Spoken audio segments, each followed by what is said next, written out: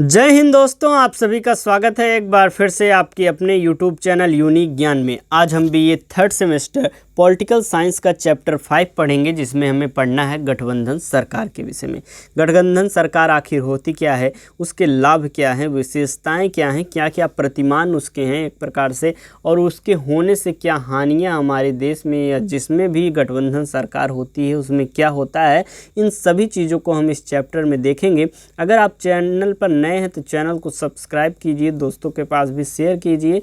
साथ ही साथ आपको प्लेलिस्ट मिल जाएगी BA third semester political science classes के नाम से, जहां पर पिछले 4 चैप्टर अगर आपने नहीं पढ़े हो तो वहां से आप प्राप्त कर सकते हैं। सिलेबस नहीं पता हो तो सिलेबस भी उसी प्लेलिस्ट के फर्स्ट वीडियो में आपको देखने को मिल जाएगा।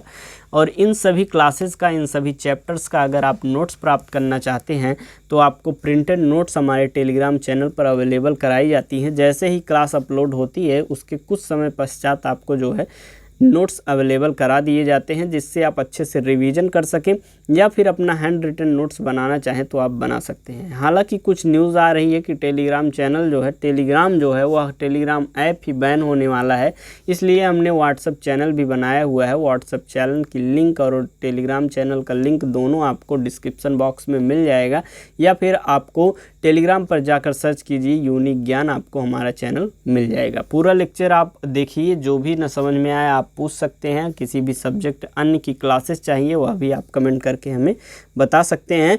क्लास आपको समझ में आई, कितनी समझ में आई, ये ज़रूर आप कमेंट कर दिया करिए। पूरी लेक्चर देखने के बाद एक कमेंट अवश्य आप कर दिया करिए। तो चलिए देखते हैं गठबंधन सरकार आखिर होता क्या है।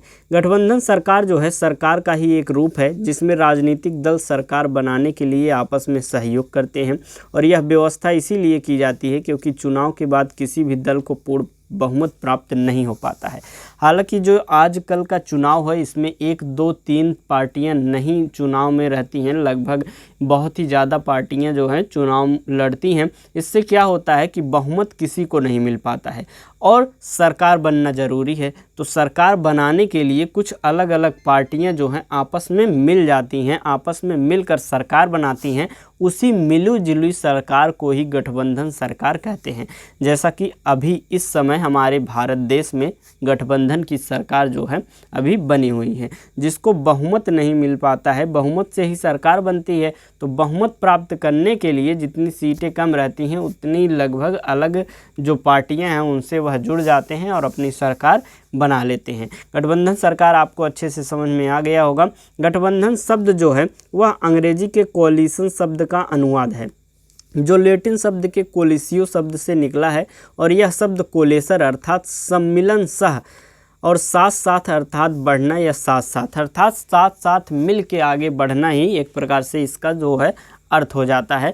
तो यही होता है गठबंधन सरकार में, एक से अधिक पार्टियां जो है आपस में मिलकर सरकार का निर्माण कर लेती हैं। अब जो गठबंधन सरकार जो है, गठबंधन सरकार बनाने की राजनीति जो है वह किस प्रकार से सर्वप्रथम शुरुआत होती है, भारत में गठबंधन की राजनीति का उदय किस प्रकार से होता है, हम इसको देखेंगे। प्रथम 3 आम चुनाव कांग्रेस के अधिकार वाले चुनाव रहे। मतलब जब भारत हमारा देश स्वतंत्र हुआ उसके बाद 3 ऐसे चुनाव रहे जो सीधे सीधे कांग्रेस के अधिकार वाले चुनाव रहे कि वही सीधे सीधे जीत गए। आपके स्वतंत्रता आंदोलन व पुराने संगठनात्मक ढांचे के कारण न सिर्फ केंद्र अपितु प्रांतों में भी उसको बहुमत प्राप्त होता था। किंतु चतुर्थ आम चुनाव में फरवरी 1967 से कांग्रेस को अनेक राज्यों में बहुमत से हाथ धोना पड़ा था। एक प्रकार से अलग अलग राज्यों में उनको बहुमत मिलना धीरे धीरे बंद हो गया था। उनके कार्यों से असंतुष्ट होकर लोग दूसरी अन्य पार्टियों को अपना वोट देने लगे थे। यद्यपि कम बहुमत से ही केंद्र में कांग्रेस की सरकार बन गई, राजस्थान, पंजाब और उत्तर प्रदेश की विधानसभाओं में उसे पूर्ण बहुमत प्राप्त नहीं हुआ। वह मात्र बड़ा दल बनकर रह गई थी। एक प्रकार से वह शुरुआत से ही, स्वतंत्रता के पहले से ही कांग्रेस जो है एक बड़ा दल थी और आगे चलकर लगभग 3 आम चुनावों तक वह लगातार बहुमत प्राप्त करती रही।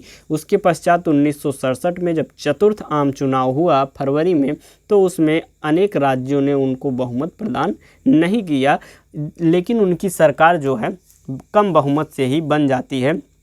परंतु वह धीरे धीरे विभिन्न राज्यों से अपना बहुमत खोते जाते हैं।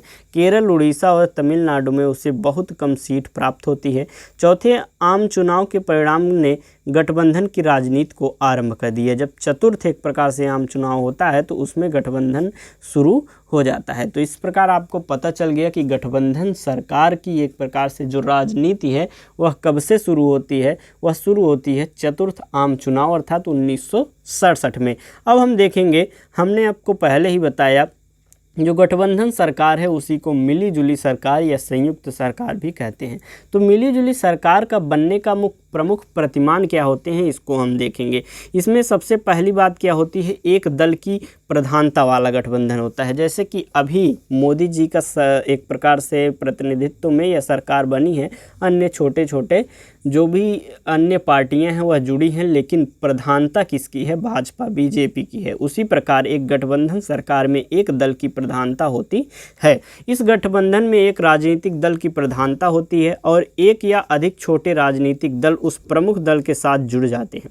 ये छोटे राजनीतिक दल सरकार के जीवन और कार्यकरण को प्रभावित तो करते हैं लेकिन नियंत्रित नहीं कर पाते हैं।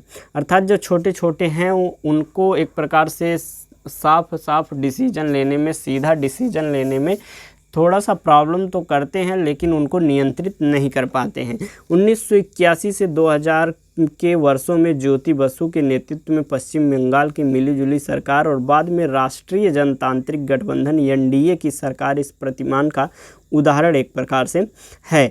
दूसरा क्या प्रतिमान है, लगभग समान शक्तिशाली दो परस्पर विरोधी गठबंधन। ये गठबंधन सामान्यतः चुनाव के पूर्व ही बन जाते हैं और राज्य की राजनीति इन दो गठबंधनों में बंट जाती है। केरल की राजनीति इसका एक प्रकार से उदाहरण है। तीसरा क्या है, निषेधात्मक आधार पर गठित अनेक राजनीतिक दलों का गठबंधन। यह अनेक राजनीतिक दलों का ऐसा गठबंधन होता है जिसमें भागीदार दल किसी अन्य राजनीतिक दल को अपना समान और शक्तिशाली शत्रु मानते हैं तथा अन्य शक्तिशाली शत्रु को सत्ता से दूर रखने के लिए गठबंधन की राजनीति अपनाते हैं।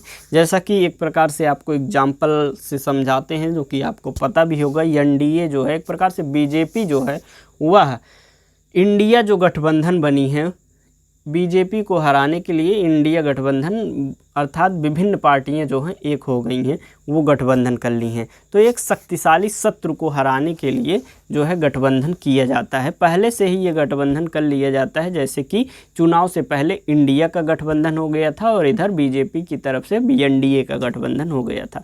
तो अपने अपोजिट जो शत्रु एक प्रकार से जो अपोजिट होते हैं उनको हराने के लिए ये लोग गठबंधन की राजनीति करते हैं।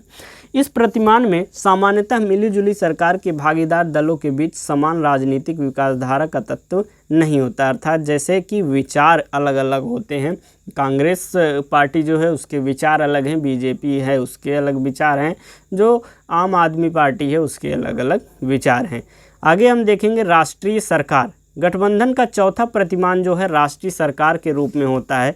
इस राष्ट्रीय सरकार का गठन सामान्यतः राष्ट्रीय संकट का सामना करने के लिए किया जाता है और राष्ट्रीय सरकार में देश के सभी प्रमुख राजनीतिक दल शामिल होते हैं। जब कोई भी एक प्रकार से आपदा आती है या फिर एक प्रकार से इमरजेंसी आती है, राष्ट्रीय संकट आता है, तो जो विभिन्न पार्टियां होती हैं उनमें से प्रमुख जो राजनीतिक दल होते हैं और उनके प्रमुख जो होते हैं उनको शामिल करके यह राष्ट्रीय सरकार बनाया जाता है। अब हम देखेंगे गठबंधन सरकार की विशेषताओं के बारे में, मिलीजुली सरकार की विशेषताओं के बारे में। इसमें पहला है विशेषता, मिलीजुली सरकार में कम से कम दो भागीदार दल होते हैं। अब मिलीजुली कहा क्यों गया है, क्योंकि उसमें दो लोग शामिल हुए हैं या दो से अधिक शामिल हुए हैं। तो सबसे बड़ी एक प्रकार से जो है इसमें कम से कम दो लोग भागीदार होते हैं, ज़्यादा से ज़्यादा हो सकते हैं 3-4 पार्टियां, 5 पार्टियां, अनेक पार्टियां। भागीदार दलों की संख्या इससे अधिक भी हो सकती है। दूसरा विशेषता है भागीदार दल गठबंधन की राजनीति को कुछ प्राप्त करने के लिए अपनाते हैं। जो एक प्रकार से बीजेपी में जुड़े हुए हैं, जो भी अन्य एनडीए में जुड़े हुए हैं, कुछ न कुछ अपनी मंत्रिपरिषद में स्थान पाने के लिए गठबंधन करते हैं। लक्ष्य सारभूत रूप से कुछ प्राप्ति हो सकता है या मनोवैज्ञानिक रूप से।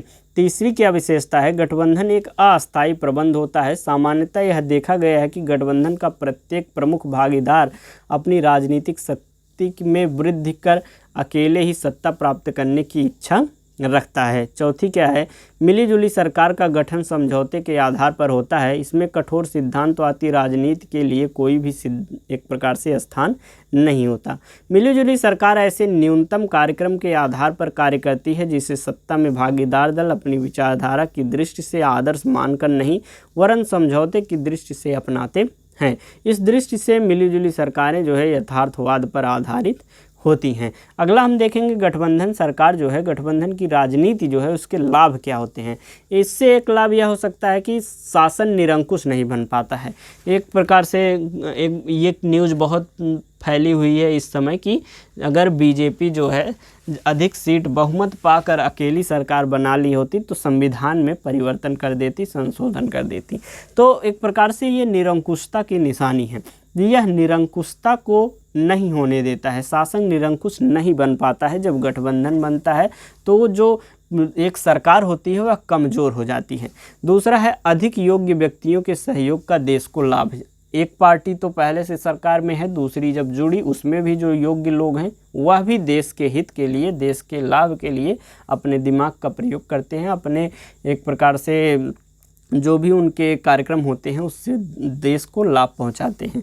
तीसरा है व्यापक जनमत समर्थन। एक पार्टी जब बनती है तो उसी के जो चाहने वाले होते हैं, उस पार्टी के जाने वाले होते हैं, वह समर्थन सरकार का करते हैं।